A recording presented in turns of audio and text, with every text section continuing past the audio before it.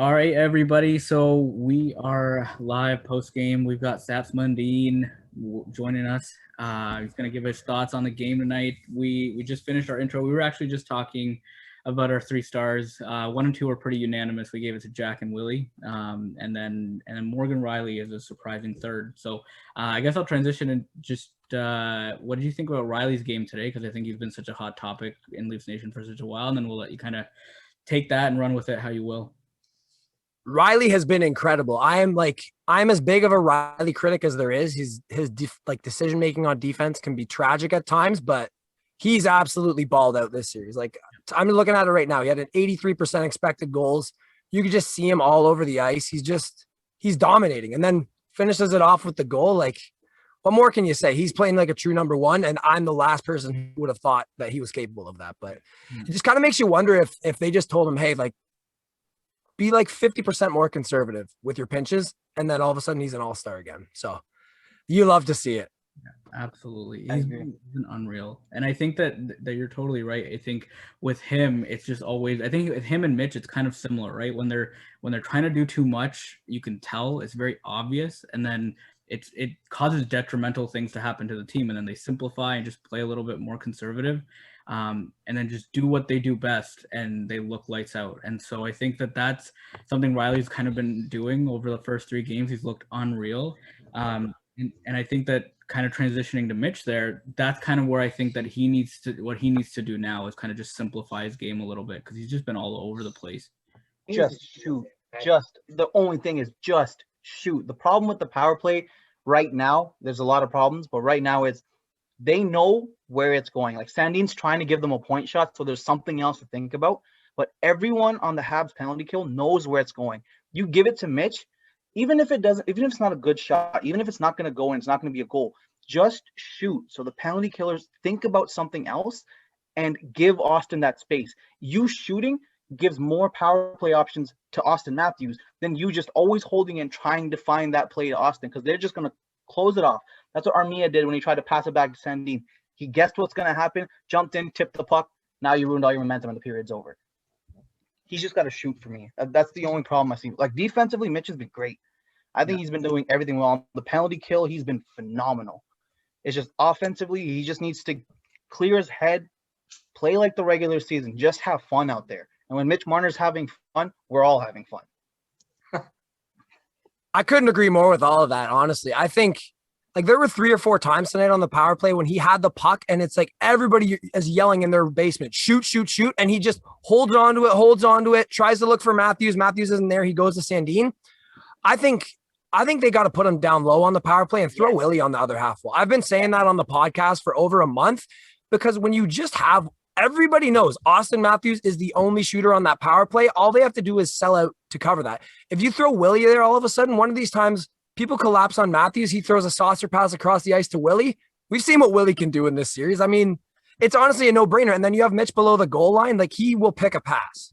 Yeah, exactly. Absolutely. I completely agree with that. And at the beginning of the third, they finally gave Willie a shot at that top power play, but like, it was half a minute and they couldn't get the zone again. So I really want to see them give him proper time. Like, I was afraid, especially during that first period, that Willie wasn't going to get the time that he deserved to get. He's been playing great this whole playoffs, and like, just give him his minutes, man. Like, at this point, just let him play, because Marner looks spooked. Like, and I know we were talking about it in our Twitter conversations and all that stuff. He just, when he gets into this mode where he has to think about what he's about to do, you see it on his face. He thinks it out loud for half a second, and then everyone knows where he's going. Whereas he's clearly a player with a lot of great vision and intelligence. So when he's playing within with his reactions and with like what he knows how to play, that's when magic happens. But right now, he's trying to think too much. And just to touch on Willie on the power play, I think it was the end of the second, start of the third, the power play where they had a minute left in the period. That whole minute and 8 seconds, they had a terrible time entering the zone. William Nylander is their best player to actually bring the puck into the zone. You have a problem on your first power play unit is getting into the zone. You have a player sitting on the bench who's the best on your team getting into the zone, and he's the second best shooter on your team, which you need on your first power play unit. I feel like 1 + 1 always equals 2. How do you not put that together? Do you guys put that more on? So I've seen a lot of debate around this, and I feel like most people are putting this on Malhotra. There's a couple of people that say Keefe needs to step in. So like, what do you guys think? That's where I stand. Yeah, that's what I'm thinking. Like, it's going on way too long. Like there's something's got to be done, right? So go for it. No, like I think Malhotra's doing clearly a very, very poor job of coaching it. But at some point, when you're the head coach, you just got to say, like, I'm going to use my brain for 5 seconds and put the second best shooter on the team in the shooter slot. Like there are millions of people in their basements right now saying, put Willy there, except for all the uncles that hate him. Pretty much everybody else is saying, put Willy there. So I definitely blame Malhotra, but you gotta, like, Keefe has to bear some of that too. Yeah, no, I agree. But let's kind of like change the place here, because we've kind of been focusing on something that Twitter has been focusing on for a good 2.5 centuries now. So Montreal, we'll start with Sass. Like, what did you think of their game today? What would you say maybe gave you a scare, and what did you think that surprised you? When they actually played Cole Caulfield. No, we'll start with Sass. Yeah, that was an unfortunate surprise, though. I've been one of the biggest people who's like kind of railed on Caulfield on Twitter because his 5-on-5 metrics are pretty garbage. I call him like a 3-on-3 merchant. Like, he's been kind of garbage, but he's just he was pretty terrifying today. Like, he looked like a little Smurf version of Willy for a bit there. Like the way he was kind of gaining the zone, and it was just, I was scared every time it was on his stick. Now, that's partially probably because it's comparative to the other players on the Habs who are about as scary as, like, I don't know, my grandma with the puck on their stick, but he looked pretty good. I will admit it. As a whole, the Habs, like the first 2 periods, I thought we completely owned them. Like, they couldn't do anything. Their only chances were ever stuff that was on the rush. Like, our D were doing such a good job of evading their forecheckers and like breaking out effortlessly every time.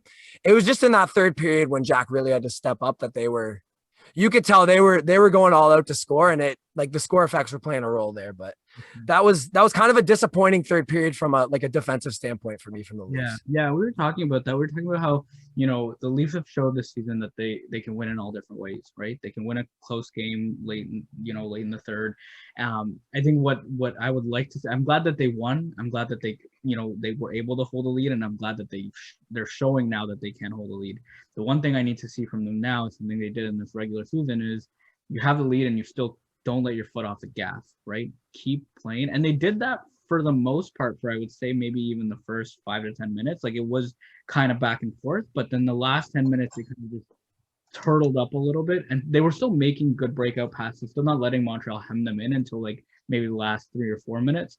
But I would say that, they did kind of let Montreal dictate the pace of play, and the Leafs are at their best when they're kind of in control of the pace of the game. And I think that, as we see this series play out, hopefully they do that a little bit more. I think with Caulfield, this is probably, in my opinion, this is the best chance he's going to get attacking this lineup, because no one was really super physical with him today.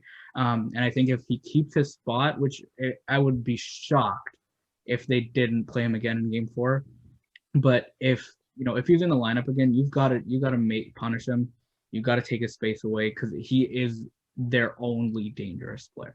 And you never know if he plays Game 4. He was benched basically all the second period, and at that point, their only opportunity was Caulfield hitting the crossbar in the first period.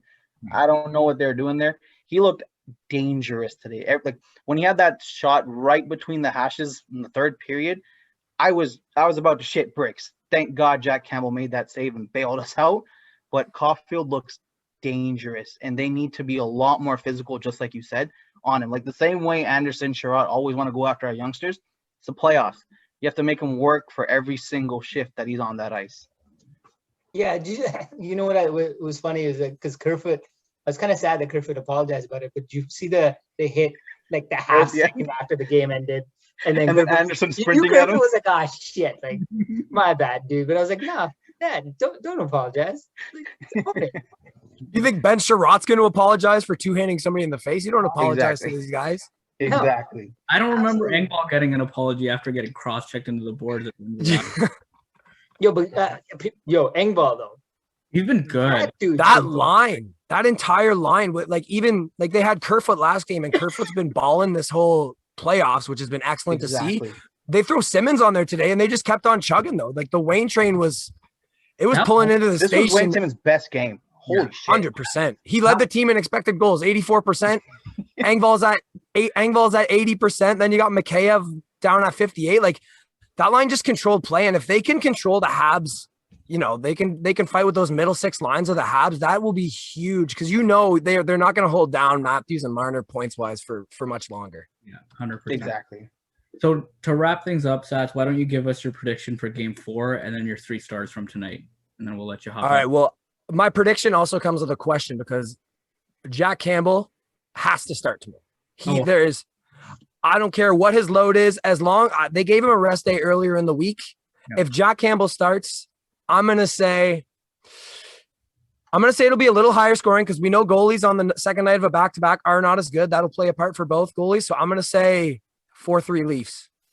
And tonight's 3 stars, you guys hit the nail on the head with your first 2. Campbell, Willy, Riley is a very he is probably my 3rd star, but I just want to shout out Alex Kerfoot because my dad had a good point tonight. Actually, he's like, maybe Kerfoot's playing better because Kadri got that suspension, and now everybody's like, hey, maybe the Leafs did win that trade. So I'm giving a special shout out to Alex Kerfoot for that one.